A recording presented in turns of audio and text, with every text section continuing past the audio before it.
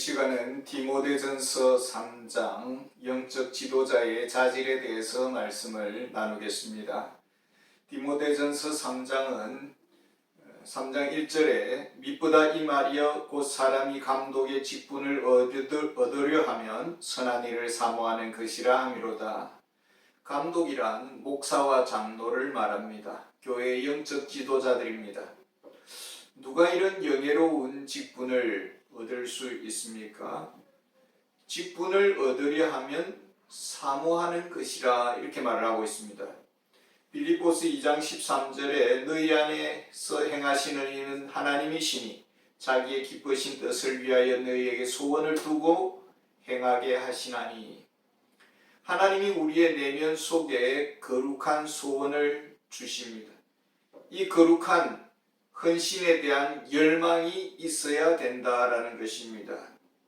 또한 교회의 부름에 대한 교회의 확인이 있어야 되는 것이죠. 사도행전 13장 2절에 보면은 주를 섬겨 금식할 때에 성령이 이르시되 내가 불러 시키는 일을 위하여 바나바와 사울을 따로 세우라 하시니. 선교사 파송을 위해서 많은 헌신자들이 있었을 것입니다. 너도 나도 다 선교사가 되겠다고 헌신했을 것입니다. 자원했을 것입니다. 그러나 성령 안에서 교회는 분별해야 했습니다. 그리고 바나바와 사울을 교회의 선교사로 세워서 안수해서 사역에 헌신하도록 했습니다. 교회의 영적 지도자는 무엇을 합니까? 가장 우선적인 것이 가르치는 일을 합니다. 그리고 다스리는 일을 합니다. 성도들을 위해서 기도합니다. 양떼들을 돌봅니다. 교회의 정책을 세웁니다. 경건의 본을 보입니다. 참 막중한 책임이 주어지는 것입니다. 교회의 영적 지도자는 영향력을 미치는 자리입니다. 선한 영향력을 미칠 수도 있고 잘못하면 악한 영향력을 미칠 수도 있습니다. 영적 지도자가 무너지면은 그 여파로 상처를 입는 사람들이 많게 됩니다. 또한 자신의 그 위치, 자신의 어떤 정보, 자신의 어떤 지식을 이용해서 악용할 수도 있는 것이죠. 하나님의 일을 한다고 하면서 하나님께 더 깊은 상처를 줄 수가 있고 하나님의 영광을 가리는 일에 사탄에게 이용을 당할 수가 있습니다. 그렇기 때문에 영적 지도자는 검증되어야 됩니다. 성도들에게 덕이 되는가, 성도들에게 모범이 되는가 검증이 되어야 합니다. 이런 영적 자질에 대한 리스트가 2절에서 7절까지 있습니다. 2절과 3절을 보겠습니다. 그러므로 감독은 책망할 것이 없으며 한 아내의 남편이 되며 절제하며 신중하며 단정하며 나그네를 대접하며 가르치기를 잘하며 술을 즐기지 아니하며 구타하지 아니하며 오직 관용하며 다투지 아니하며 돈을 사랑하지 아니하며. 2절과 3절은 도덕적 성품을 말합니다. 책망할 것이 없어야 된다라는 것입니다. 이 말은 흠이 없어야 된다. 과거를 말을 하는 것이 아닙니다. 현재에 흠이 없어야 된다라는 것입니다. 현재 사람들에게 비난의 대상이 되어서는 안 된다라는 것입니다. 그렇다고 완벽하라는 말이 아닙니다. 성품과 행위에 명백한 드러나는 죄가 없어야 된다라는 것입니다. 설교자라면 그가 말하는 대로 살아야 할 그 의무가 있는 것입니다. 위선적인 행동은 소문이 나고 덕이 되지 아니합니다. 믿음이 연약한 사람들에게 시험을 줍니다. 또 기독교의 대적자들에게 비방의 기회를 주는 것이 됩니다. 지금도 사단 우는 사자와 같이 기독교의 그 어두운 그 그림자를 찾아 헤매고 있습니다. 교회의 허물을 온 천하에 퍼뜨리기 위해서 불철주야 성실하게 살피고 있습니다. 그런데 영적 지도자가 저들에게 기회를 준다고 합시다. 그러면은 이것은 교회를 허무는 불의의 병기가 되는 것입니다. 어떤 흠이 없어야 되는 것입니까? 한 아내의 남편이 되며 결혼한 아내 그 한 사람을 위해서 헌신해야 된다라는 것입니다. 그러니까 경계선을 지켜야 되고 자신의 정욕을 다스릴 수가 있어야 되는 것입니다. 절제해야 됩니다. 자신의 쾌락을 통제할 수가 있어야 되는 것입니다. 내가 원하는 것을 다 소유하고 싶고 다 맛보고 싶고 다 경험하고 싶고 다 가고 싶고 통제가 되지 않습니다.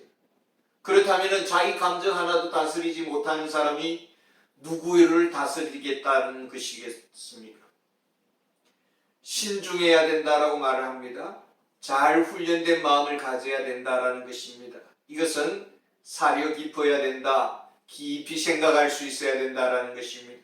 상대방의 입장, 교회의 입장을 잘 헤아릴 수가 있어야 됩니다. 그리고 나그네를 대접할 수 있어야 된다라는 것입니다. 공경에 처한 사람을 잘 도울 수 있어야 되고 환난을 당한 자를 돌볼 수 있어야 됩니다. 그저 나와 가족밖에 모르는 사람이라면 불필요한 존재가 되는 것이죠. 도움이 필요한 사람에게 하나님의 긍휼을 나타낼 수가 있어야 되는 것입니다. 무엇보다 중요한 일이 있습니다. 가르치기를 잘하며, 가르침은 영적 지도자의 필수적 요건입니다. 모든 영적 결함은 말씀을 멀리하는 데서 오는 것입니다. 요한복음 15장 7절에 너희가 내 안에 거하고 내 말이 너희 안에 거하면 무엇이든지 원하는 대로 구하라 그리하면 이루리라. 주님의 말씀 안에 머물러야 됩니다. 말씀에 창념해야 됩니다. 숙련된 그런 말씀의 교사가 되어야 됩니다. 숙련된 말씀의 교사의 특징이 무엇입니까? 삶의 본이 되어야 됩니다. 말한 대로 내가 살고 있는가? 또 가르침의 은사가 있어야 됩니다. 내가 가르침의 은사를 가지고 있다는 것을 어떻게 알 수 있습니까? 가르침에 대한 열망이 있어야 됩니다. 그리고 다른 사람이 잘 가르친다고 인정할 수가 있어야 되는 것입니다. 또한 끊임없이 말씀을 배우는 학생인가라는 것입니다. 공부하는 학생인가라는 것입니다. 공부하지 아니하고 다른 사람에게 무엇인가를 가르칠 줄 수가 없는 것입니다. 공부하려면 말씀 앞에 겸손해야 되겠죠. 그리고 거룩한 삶을 살아야만 말씀과 접할 수가 있는 것입니다. 성경 공부에 성실해야 됩니다. 그리고 신앙의 공격자들에 대해서는 피할 수 있어야 됩니다. 성경의 진리를 공격하는 것에 대해서 지적으로 꺾어보겠다고 다툼의 자리에 나아가는 것은 어리석은 행동입니다. 저들은 진리에 대한 관심이 있어서 도전하는 것이 아니라 경건하지 않기 때문에 진리를 도전하는 것입니다. 그렇기 때문에 저들에게 불필요하게 민감하게 반응해서는 안 되는 것입니다.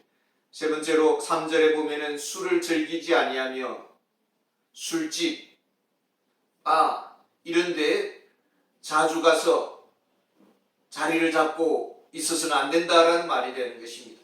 한마디로 술꾼이 되어서는 안 된다라는 것입니다. 비전을 흐리게 만드는 여러 가지 요인들과는 멀리해야 되는 것입니다. 우리의 사명에 대해 의식에 대해서 맑고 밝아야 되는 것입니다. 그리고 구타하지 아니하며 난폭하지 말아야 합니다.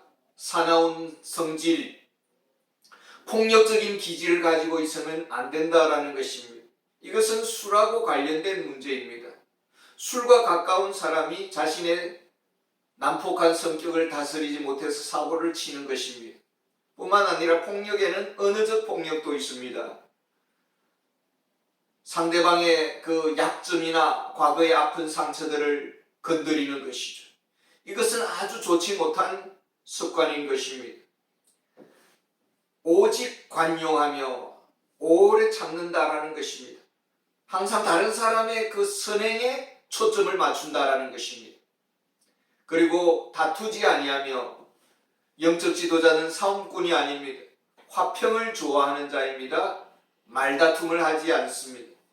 돈을 사랑하지 아니하며 돈을 사랑함이 일만하게 뿌리라고 했습니다. 돈에 대한 욕심은 믿음의 날개를 꺾어버리고 사랑의 날개를 자르고 권능의 날개를 무기력하게 만듭니다. 돈을 쫓을 때에 부패와 타락이 오는 것입니다. 주님이 주시는 무엇이든지 그것으로 만족하고 감사할 수 있어야 되겠습니다. 그 다음 4절과 5절은 영적 지도자의 가정생활에 대해서 말해주고 있습니다. 4절, 자기 집을 잘 다스려 자녀들로 모든 공수남으로 복종하게 하는 자라야 할지며 사람이 자기 집을 다스릴 줄 알지 못하면 어찌 하나님의 교회를 돌보리요. 자기 집을 잘 다스린다는 것은 무엇을 말합니까? 이것은 재산을 잘 관리를 할 수 있어야 된다는 것입니다. 가정의 자원들, 자산들, 은행 업무들 이런 거를 잘 할 수 있어야 된다는 것입니다. 가정은 영적 지도자의 행정적 리더십의 시험장입니다. 교회에서 진리를 잘 가르치는 것만으로는 충분하지 않다라는 것입니다. 설교를 잘했습니다. 그런데 가정에서는 본이 되지 않습니다. 물질을 잘 관리하지 못해서 누수 현상이 많습니다. 빚을 지고 덕이 되지 않습니다. 자녀들로 모든 공수남으로 복종하게 하는 자라야 할지며 자녀들이 복음을 믿어야 되고 부모님과 함께 교회 잘 다닐 수 있어야 됩니다. 교회의 영적 지도자는 교회를 잘 다니는데 자녀들 믿음 생활을 하지 않는다면 그것은 덕이 되지 않는 것이죠. 그리고 부모는 자녀들에게 권위가 있어야 됩니다. 불순종한 자녀에게는 잘못에 대한 어떤 제재를 가할 수 있는 힘이 있어야 된다는 것입니다. 지혜롭게 합리적으로 설득할 수 있어야 됩니다. 영적 지도자는 지역사회의 철학자요 신학자입니다. 삶의 행위에 대한 근거를 제시할 수 있어야 되는 것이죠. 막무가내로 오라 한다고 따라오지 않습니다. 이렇게 행해야 된다라는 합당한 그 근거를 신학적으로 제시할 수가 있어야 되는 것입니다. 또한 절거히 순종하는 풍토가 되어야 됩니다. 순종할 때 더 좋은 일이 일어난다, 많이 일어난다라는 것을 알아야 되는 것입니다. 이런 가정 풍토가 되어야 합니다. 영적 지도자는 교회의 울타리를 세우는 자입니다. 가정의 울타리를 하나도 세우지 못하면서 어떻게 하나님의 집의 울타리를 세울 수가 있겠습니까? 진정한 영적 지도자의 자질을 갖추고 있는가? 그것은 가족과 함께하는 일을 잘 살펴보아야 됩니다. 하나님의 말씀의 표준에서 벗어나지 않는 그런 가정이어야 된다는 것입니다. 우리가 100% 이 말씀 앞에 합격을 했으면 좋겠습니다. 그러나 정말 제가 볼 때도 부족함이 많습니다. 하나님의 은혜로 우리가 지금까지 여기까지 왔습니다. 하나님께서 우리의 가정을 세우지 아니하면 세우는 자의 수고는 헛된 것이옵니다. 하나님께서 은혜로 우리의 가정들을 견고히 세워주시고 또 영적 지도자로서 손색이 없도록 쓰임받기를 원합니다. 영적 지도자의 두 가지 자질을 말했습니다. 하나는 도덕적 성품에 대해서 말했고 하나는 가정생활에 대해서 언급했습니다. 6절은 영적 지도자의 성숙함의 자질을 말해주고 있습니다. 새로 입교한 자도 말지니 교만하여져서 마귀를 정죄하는 그 정죄에 빠질까 하며 새로 개종한 그런 새 가족입니다. 이분은 가정적으로 문제가 없습니다. 사회적으로도 문제가 없습니다. 지식적으로도 높은 그런 퀄리티를 가지고 있습니다. 그런데 믿음 생활한 지는 얼마 되지 않습니다. 사회적으로 지도적 위치에 있을 수가 있고 교수요, 학자요, 국회의원일 수도 있겠죠. 재정적으로도 많은 교회에 헌신을 할 수가 있습니다. 그렇다고 해서 이런 사람을, 이런 새 가족을 영적 지도자의 직분을 빨리 주어서는 안 되는 것입니다. 그 이유를 이렇게 밝히고 있습니다. 교만하여져서 마귀를 정죄하는 그 정죄에 빠질까 하며 천국의 천사장이었던 루시퍼는 하나님의 최고 측근이었습니다. 그런데 그가 교만해서 하나님의 자리를 탐냈습니다. 그러니까 루시퍼의 죄는 교만의 죄라고 할 수 있습니다. 하나님은 교만한 자를 물리치신다라고 했습니다. 교만한 자는 베어버림의 대상이 되는 것입니다. 이것은 무엇을 말합니까? 영적 성숙의 기준은 겸손이어야 된다는 것입니다. 하나님 앞에서 철저히 고개들 수 없는 용서받은 죄인입니다. 큰 은혜 받은 자임을 자신이 알아야 되는 것입니다. 영적 지도자의 자질은 네 번째입니다. 7절에 또 외인에게서도 좋은 증거를 얻은 자라야 할지니 비방과 마귀의 올무에 빠질까 염려하라. 영적 지도자는 좋은 도덕적 품성을 가져야 합니다. 가정생활의 본이 되어야 됩니다. 겸손한 영적 성숙이 있어야 됩니다. 네 번째로는 좋은 평판을 받아야 합니다. 지역사회에서 모든 사람들 사이에 인정을 받아야 된다는 것입니다. 존경하지 아니하면 따라오지 않습니다. 교회가 하나님의 복음의 기지가 되려면 영적 지도자들이 좋은 평판을 받아야 된다는 것입니다. 로마서 2장 24절을 보면 기록된 바와 같이 하나님의 이름이 너희 때문에 이방인 중에서 모독을 받는도다. 주님의 교회가 좋은 평판을 얻지 못했습니다. 오히려 하나님의 이름이 먹칠을 당했습니다. 전도의 문이 닫히는 것입니다. 사단의 뜻이 무엇일까요?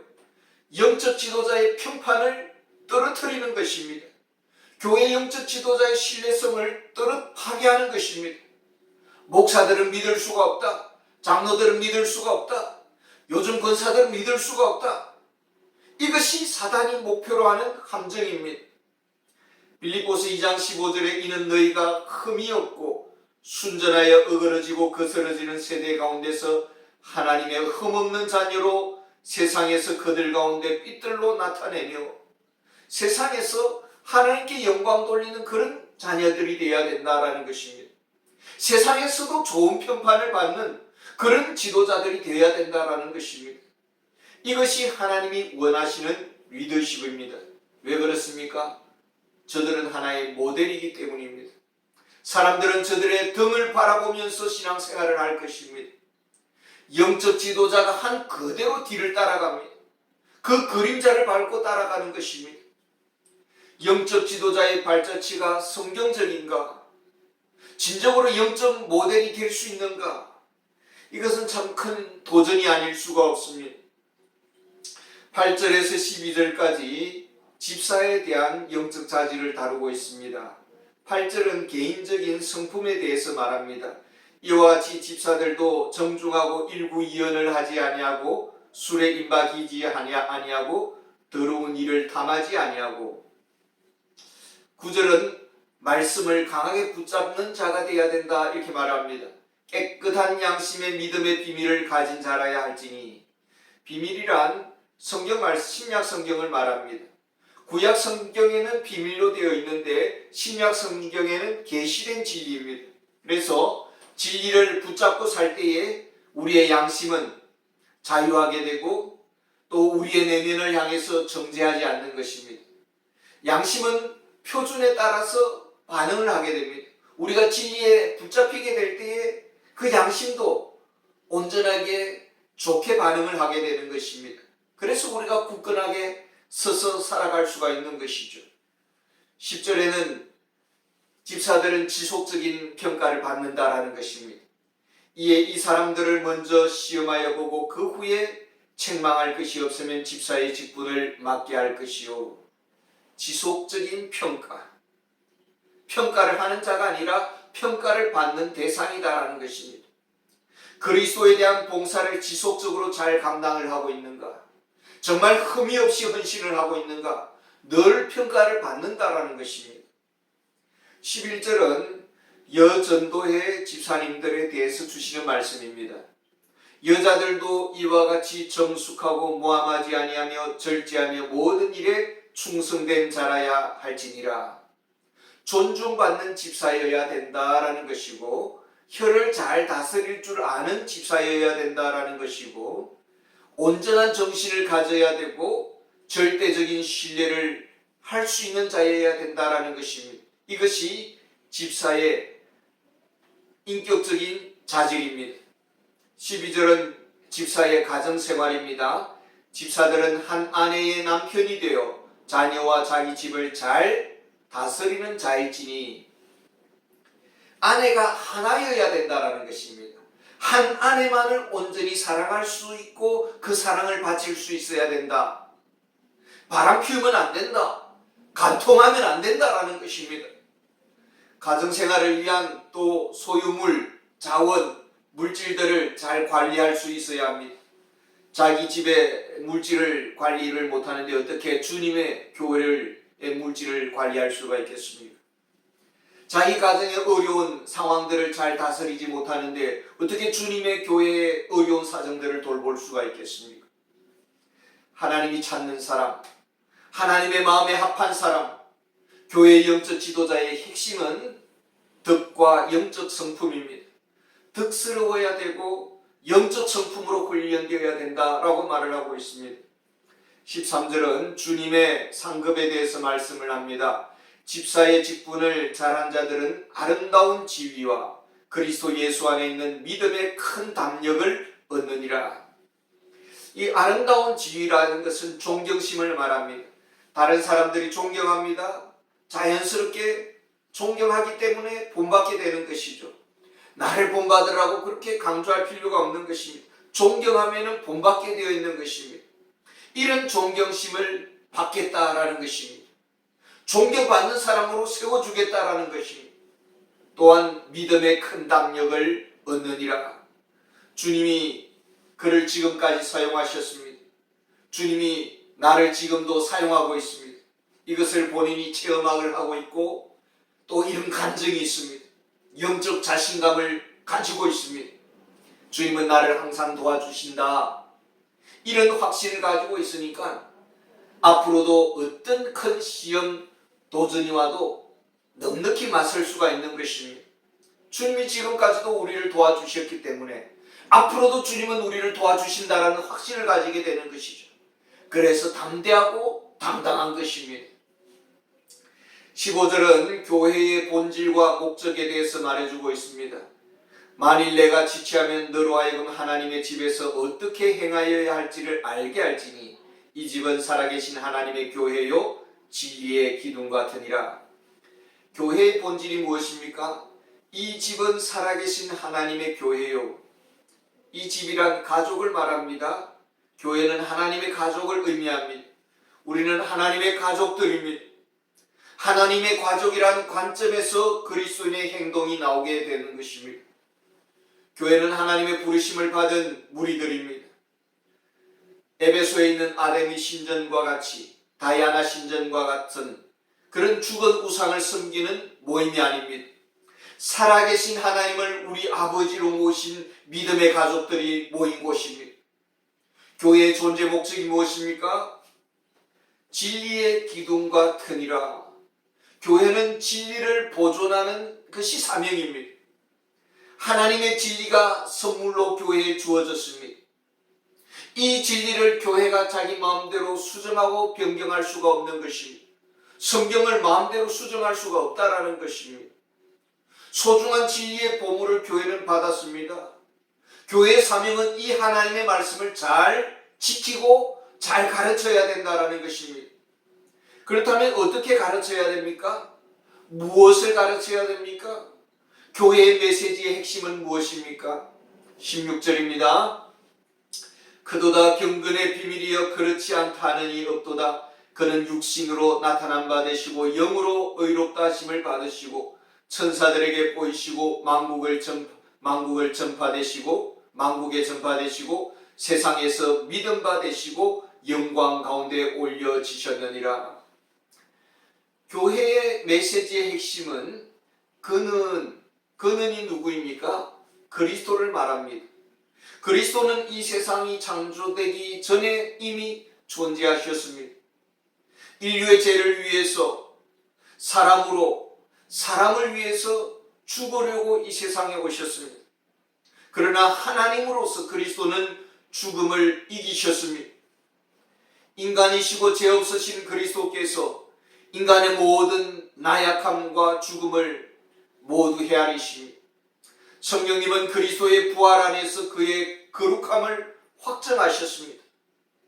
죄가 없으신 그리스도께서 우리의 죄를 대신하여 죽으셨다는 것을 부활로서 확정하신 것입니다. 그리스도는 십자가에서 죄값을 지불했습니다. 천사들에게 영광의 부활의 영광 가운데서 죄와 사망과 지옥을 이기신 승리자로 천사들에게 보이셨습니다. 그리스도는 온 세상의 구세주가 되십니다. 모든 민족에게 선포되어야 합니다. 그리스도는 열방 가운데 전파되셨습니다.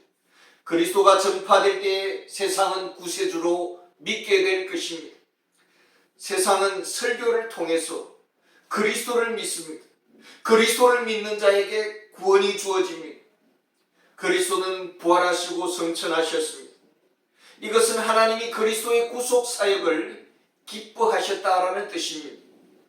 그리스도의 성육신 사건, 그리스도의 십자가와 부활, 그리스도의 승리, 그리스도의 영광스러운 성천, 이것이 교회가 온 세상에 전파해야 할 메시지의 핵심이다라는 것입니다. 이 세상의 모든 문제를 교회가 다 다룰 필요가 없다라는 것입니다. 그리스도를 전파하는 것, 이것이 메시지의 핵심이고 그리스도로 충분합니다. 이것이 교회의 사명입니다. 이 진리가 우리의 마음속에, 우리의 삶 속에서 새겨지고 실천적으로 나타나서 정말 주님의 교회에 위대한 영적 지도자들이 많이 일어나는 그런 은혜가 우리 보림교회와 우리 한국교회에 일어나기를 원합니다. 감사합니다.